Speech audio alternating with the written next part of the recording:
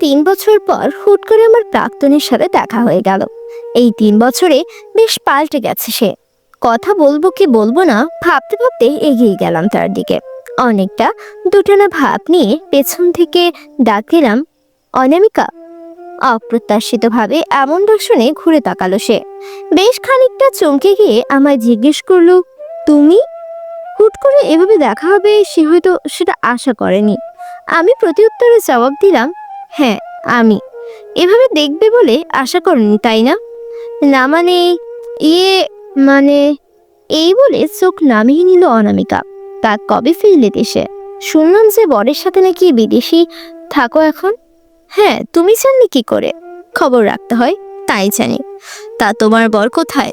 তাকে দেখাবে না?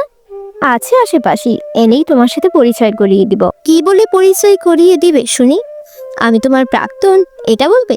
আমার এমন প্রশ্নের জন্য হয়তো অনামিকা প্রস্তুত ছিল না, তাই কথাটা ঘুরিয়ে নিয়ে উল্টো আমায় জিজ্ঞেস করলো, কি করছো এখন? জব পেয়েছো? জব তো তোমাকে হারাবার আগেই পেয়েছিলাম, তুমি হয়তো ভুলে গেছো। তোমার পরিবার তো বললো এত কম টাকায় স্যালারি পাওয়া ছেলের কাছে মেয়ে দেবে না। তুমিও চুপ ছিলে। তোমার বরের বেতন শুনলাম 1 লাখের মতো। হ্যাঁ, অমনই হবে। আমি ঠিক জানি না। কথা বলতে বলতে আমি আর অনামিকা হেঁটে চলে এলাম চৌমাথার মোড়ে। এখানে আমাদের কয়েকশো বিকেল কেটেছে। অনামিকাকে একটু দাঁড় করিয়ে রেখে আমি রাস্তার ওপাশে চলে গেলাম। এই নাও। কি এটা? তোমার প্রিয় ঝালমুড়ি।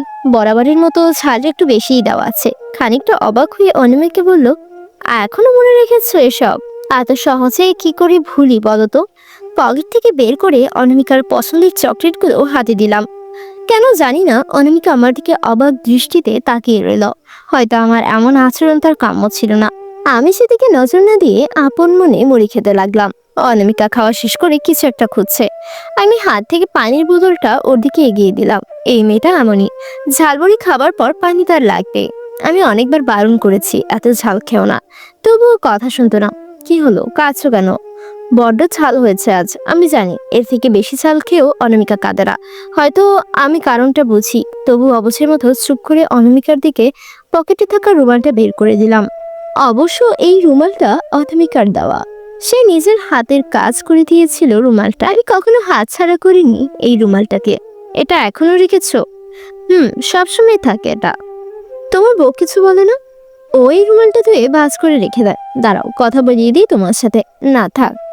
তবুও আমি ফোনে অনামিকার সাথে কাকুলির কথা বলিয়ে দিলাম। ওরা কি বললো আমি জানি না, তবে ফোনটা হাতে দিয়ে অনামিকা বলল, বড্ড হিংসে হয় তোমার সুখ দেখে। আমার কপালে যদি এমন সুখ থাকতো। আমি উত্তর দিয়ে মুচকে হাসলাম। রাস্তার ওপাশ থেকে একজন লোক অনামিকাকে হাত ইশারা করে ডাকছে। আমি বুঝতে পারলাম ওটা অনামিকার স্বামী। আমার থেকেও বেশ হ্যান্ডসাম দেখতে সে। তার কাছে আমি কিছুই না। অনামিকা কল করে বলল, তুমি ওপাশে আসো। আমি একা রাস্তা পার হতে ভয় পাই, জানো তো। ওহ, বর কি বললো জানি না, তবে অনামিকার মুখ দেখে মনে হলো ওর বর আসবে না বলেছে। আমি অনামিকাকে বললাম, আমি রাস্তা পার করে দিই। হাত ধরে রাস্তা পার হওয়াটা অনেক আগেই ভুলে গেছি, নতুন করে আর মনে করতে চাই না। আমাদের পথ তখন একই ছিল, কিন্তু এখন তুমি ভিন্ন পথযাত্রী, আমিও ভিন্ন। আমাদের পথটা বেঁকে গেছে। এ পথের বাঁক মেলাতে এসো না। ক্ষণিক সময়ের প্রাপ্তি আমায় ঘুমড়ে ঘুমড়ে মারবে। আমাকে আমার মতো সামলিয়ে নিতে দাও। অমি, তুমি ভালো আছো তো? তীব্র কষ্ট নিয়ে প্রশ্নটা ছুঁড়ে মারলাম অনামিকার দিকে। আমার কথার উত্তর না দিয়ে ছলছল চোখে আমার দিকে দুদণ্ড তাকিয়ে হেঁটে গেল অনামিকা। মন চাইছিল একটাবার ডাকি তাকে, বলে দেই এখনো ভালোবাসি। কিন্তু আমাদের দুজনের পথ তো এখন ভিন্ন। অনামিকা নিজের রাস্তা নিয়ে চলে যেতে থাকলাম, আর আমি শুধু তাকিয়ে তাকিয়ে দেখলাম। তারপর আমি বাড়ি ফিরে আসলাম। বাড়িতে ঢুকতেই কাকলি আমাকে দেখে একটু মুচকি হাসলো। কাকলি বলতে লাগলো, কি ব্যাপার মহারাজ, আপনার মনটা আজকে একটু খুশি খুশি লাগছে? পুরনো ভালোবাসাকে দেখে আমাকে আবার ভুলে যাননি তো? আমি বললাম, ধুরো পাগলি, তুমি যদি বলো না, অনামিকার সাথে দেখা হওয়ার পরে আমি তোমার সাথে ওর কথা বলিয়ে দিয়েছি। তারপর দেখা হওয়ার পর কি করলেন? তেমন কিছু না, রাস্তা দিয়ে একটু হাঁটলাম আর ওকে একটা ঝালমুড়ি খাওয়াইছি।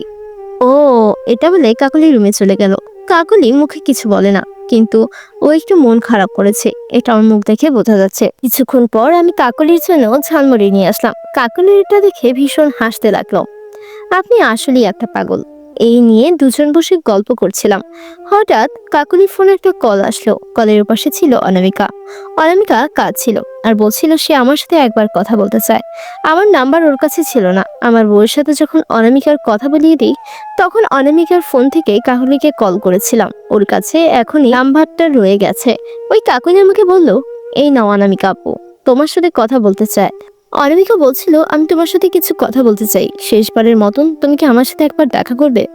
আমি বললাম, কি কথা? আমি তো দেখা করতে পারবো না, কিন্তু তুমি চাইলে আমাদের বাড়ি, আমাদের বউ যেখানে থাকবে, যা বলবে আমার বউয়ের সামনে বলতে হবে। আমি আসলে তার কাছে কিছু লুকাতে চাই না।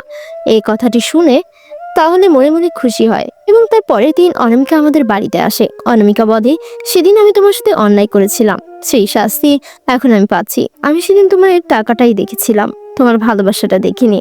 আমি যাকে বিয়ে করেছি আরো অনেক টাকা আছে তার, কিন্তু আমার জন্য তো তার একটুও ভালোবাসা নেই, সে পরকীয়া করে। আমার মনে হয় আমি যদি সেদিন টাকার লোভ না করতাম, তাহলে আমার এই দুর্দিন দেখতে হতো না। তুমি আমাকে ক্ষমা করে দাও প্লিজ, তাহলে আমি একটু শান্তি পাবো। আমি আর কিছুই বলতে পারলাম না, শুধু মনে মনে তার জন্য একটু দোয়া করলাম যাতে সে সব সময় ভালো থাকে। এর পরবর্তীতে সে চলে যায় এবং ধীরে ধীরে হয়তো সবকিছু ঠিক হবে অনামিকা, সেই চিন্তা নিয়েই থেকে যায়। আর অপরজন আসলেই খুব ভালো আছে, সুখে সংসার করছে। তার কয়েক বছর পর একটি বাচ্চাও হয়, কিন্তু অনামিকার খোঁজ আর সে রাখে না, কারণ সে চায় না আর কোনো অশান্তি হোক তার পরিবারে। এভাবেই একটি সুন্দর গল্পের সমাপ্তি হয়। তো বন্ধুরা, কেমন লেগেছে আমাদের আজকের এই গল্পটি ভালো লেগে থাকলে আমাদের চ্যানেলটিকে সাবস্ক্রাইব করে দিও আর কাছের বন্ধুগুলোকে গল্পগুলো শেয়ার করে দিও।